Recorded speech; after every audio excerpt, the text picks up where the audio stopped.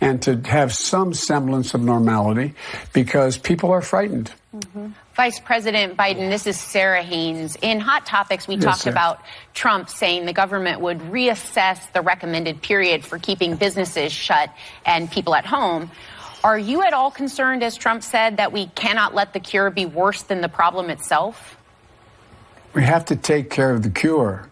That will make the problem worse no matter what. No matter what. We know what has to be done. We know you have to, you're tired of hearing the phrase, you got to flatten that curve where it's going up like this, people get it, and then comes down. We got to flatten that curve.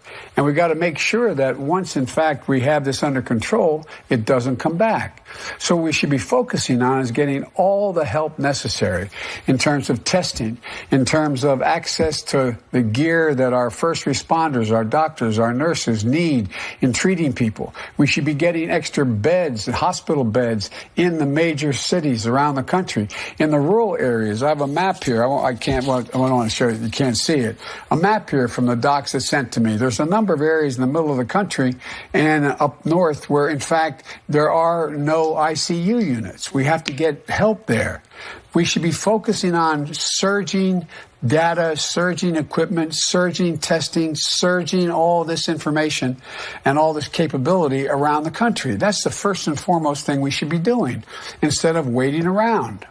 Vice President Biden, this is Sunny. You said that Trump has neglected, minimized, and lied about the virus. I completely agree with that. And now you are doing daily briefings on the virus from your home in Delaware. I thank you for that. Is this to counter the misinformation that Trump is putting out that you've referenced before? Well, look, what I referenced before was back, I think it was March 6th, whatever the date was, he said a few things that just weren't accurate. And I think it's important people get the facts. The American people can handle the truth. But what they can't handle is something that's not true, that they believe at a moment, and then they find out it's not true. They lose confidence. The president has to be instilling confidence in American people that we know how to deal with this virus. And we know how to deal with this crisis as well as the economic side of it.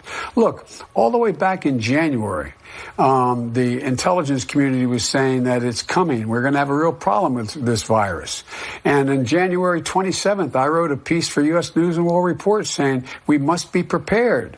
And it wasn't taken seriously. We're being a day late and a dollar short. But now we're catching up, and I think it's important we continue the road we're on, and the president not make not make assertions not based on hard science.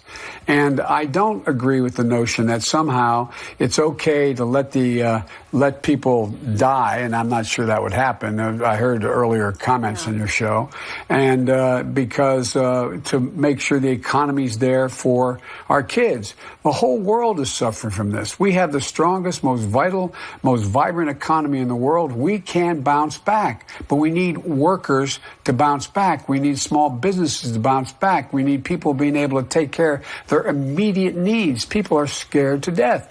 I'm getting personal calls from people who just know of me and have my number from the old days and are calling and saying, look, I'm not going to be able to pay my mortgage. I'm not going to be able to pay my rent.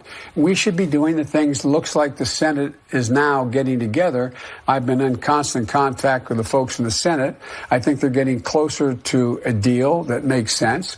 But the focus has to be on those people who are in extremis now financially, who need to move now financially. We have to ensure that they continue to stay on a payroll. We have to ensure that they get these first round of checks to deal with the crisis they're facing. People who don't have large bankrolls, people who don't have savings accounts, people who don't have much to fall back on, they need the help now, economically.